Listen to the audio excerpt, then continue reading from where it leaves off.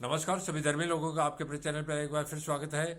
परमात्मा के पुत्र ईसा एक विशेष योजना के तहत धरती पर अवतरित हुए थे और उस योजना के तहत उन्होंने संसार की हर समस्या का समाधान किया, हर बीमार को ठीक किया, जो मृत हो गया उसको भी जीवित कर दिया उन्होंने। तो इससे बड़ा और क्या सबूत चाहिए उनके लिए। परमात्मा के पुत्र एक सीमित समय के लिए एक योजना के तहत धरती पर अवतरित हुए थे। यह परमात्मा का वचन था और परमात्मा का वचन जो है वो जीवित होता है। जो परमात्मा चाहता है वो जरूर होता है और सारा से जो संसार है उसको परमात्मा ही चला रहा है और कोई अन्य शक्ति नहीं है।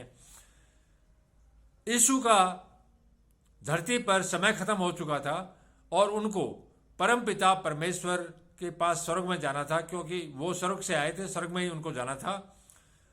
तो उनके जीवन की अंतिम सबसे बड़ी प्रार्थना थी ये यीशु की महायाजकीय प्रार्थना स्वयं के लिए। हालांकि यह प्रार्थना परमात्मा के पुत्र यीशु ने स्वयं के लिए की थी, लेकिन उनके जाने के बाद ये सारे संसार के लोगों पर लागू होती है जो परमात्मा और उसके पुत्र यीशु पर और उनके वचनों पर चलता है और विश्वास करता है। तो परमात्मा जीवित है, परमात्मा का पुत्र यीशु भी जीवित है और ये वचन भी जीवित है। उनका हर दुख दर्द, चाहे वो बीमारी हो, चाहे गरीबी हो या और कोई मनोकामना, वो सारी पूर्ण होती है इससे। जो व्यक्ति अपने जीवन के दुखों को दूर करेगा वो इस प्रार्थना द्वारा ही कर सकता है, और कोई तरीका नहीं है। जिसको भी अपनी मनोकामना पूर्ण करनी है वो इस प्रार्थना को निरंतर और लगातार रोज सुने तो उसकी हर मनोकामना पूर्ण होगी। यीशु ने ये बातें कही और अपनी आंखें आकाश की ओर उठाकर कहा। यीशु ने अपने क्रूस के समय से पहले अपने शिष्यों को कुछ बातें बताई। शिष्यों का मतलब है संसार के लोगों को कुछ बातें बताई, जो मैंने आप लोगों को समय समय बता रहा हूं और आगे बताता रहूंगा। और आकाश की ओर मुंह उठाकर कहा, हे पिता, अर्थात हे परम पिता परमेश्वर, वह घड़ी आप पहुंची है, वह घड़ी आप पहुंची है, वह समय जो तूने निश्चित किया था मेरे लिए वो आप पहुंचा है। देखिए कितने शक्तिशाली वचन है। वो घड़ी आप पहुंची है, उनको पता पड़ गया था क्योंकि वो स्वयं स्वर्ग से आए थे कि वह घड़ी आप पहुंची है। कौन सी घड़ी? वो घड़ी जो क्रूस की थी, जो उनका जीवन की अंतिम घड़ी थी। वह घड़ी आप पहुंची है। अपने पुत्र की महिमा कर, अर्थात अपने पुत्र यीशु की महिमा कर। परमात्मा से प्रार्थना करें, अपने पुत्र यीशु की महिमा कर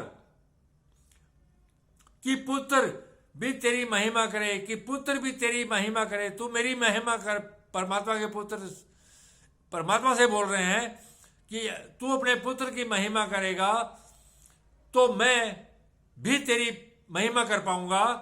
यही इसका मतलब है, क्योंकि तूने उसको सब प्राणियों पर अधिकार दिया, क्योंकि तूने उसको सब प्राणियों पर अधिकार दिया। परमात्मा के पुत्र यीशु 33 साल की उम्र में तो क्रूस पर लटका दिए गए थे। उससे पहले उनको संसार के सब प्राणियों, अर्थात मनुष्य हो, चाहे पुरुष हो, स्त्री हो, बच्चे हो, सब पर उनको अधिकार दिया था। वो जिसको छू लेते थे वो पवित्र हो जाता, जिसको छू लेते थे वो ठीक हो जाता था। लाश को भी उन्होंने जीवित कर दिया था। और इससे बड़ा और क्या सबूत चाहिए दुनिया को? तूने उसको सब प्राणियों पर अधिकार दिया, अर्थात जिस प्राणी के हाथ लगाया उसने वो चंगा हो गया, जिस गरीब के हाथ लगाया उसके पास पैसा आया। तो जो अधिकार परमात्मा के पुत्र यीशु के पास है वो तो आज तक किसी के पास आया ही नहीं संसार में। तूने सब प्राणियों पर अधिकार दिया कि जिन्हें तूने उसको दिया, अर्थात परमात्मा के पुत्र ने ही उनको 12 शिष्य दिए और संसार के लोगों से मिलवाया। जो उसके पास में आए उनको परमात्मा के पुत्र ने खोया नहीं किसी को। कोई भी व्यक्ति उस समय का, न आज कोई यह नहीं कह सकता कि परमात्मा के पुत्र ईसा द्वारा उसको कोई नुकसान हुआ हो। ये इसका मतलब यही है, जिन्हें तूने उसको दिया उन सबको वह अनंत जीवन दे, अर्थात संसार के लोगों को जिनको परमात्मा ने ईसा को दिया था उनको अनंत जीवन दे, अर्थात उनका जीवन पवित्र कर दे। और अनंत जीवन अर्थात वो जीवन के बाद जीवन प्राप्त करते रहे पवित्र। यही इसका मतलब है। जो इस प्रार्थना को सुन रहा है उसके सारे दुख दर्द दूर होंगे और वो अनंत जीवन पाएगा।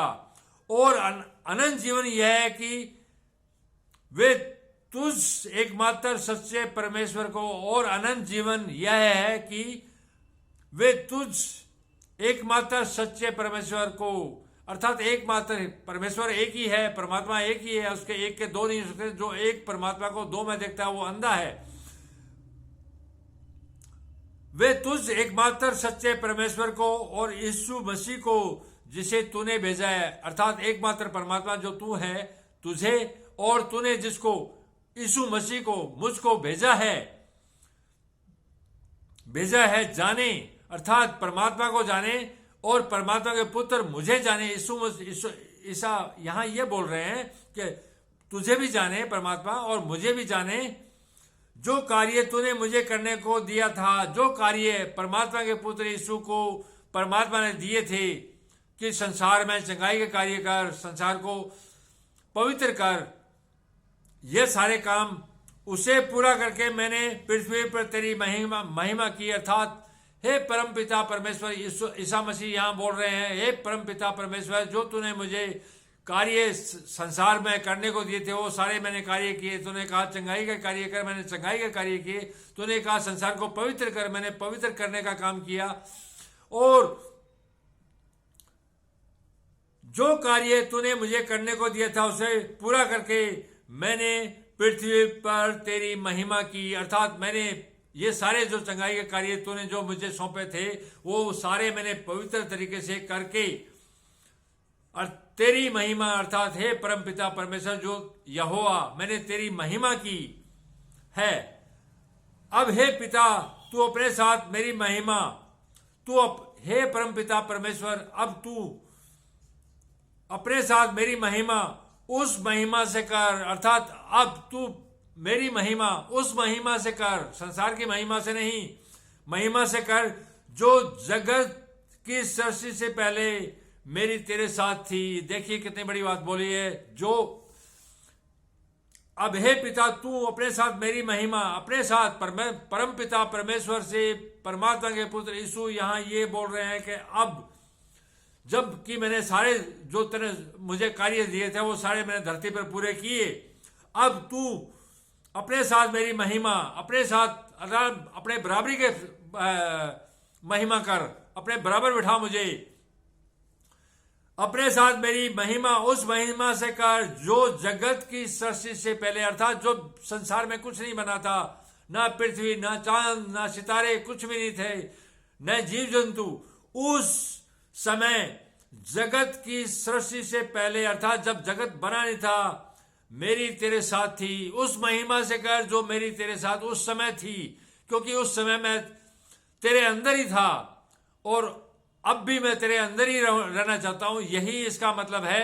इस प्रार्थना को जो इस समय सुन रहा है और जो लगातार जीवन भर सुनेगा, उसकी महिमा भी परमात्मा के पुत्र यीशु की तरह उत्तरोत्तर बढ़ती जाएगी और वो धरती पर और धरती के बाद स्वर्ग के राज्य का अधिकारी होगा। इस बात की गारंटी है, इस बात की ये जीवित वचन गारंटी ले रहा है। धन्यवाद, शुभ रात्रि, कल फिर मिलेंगे।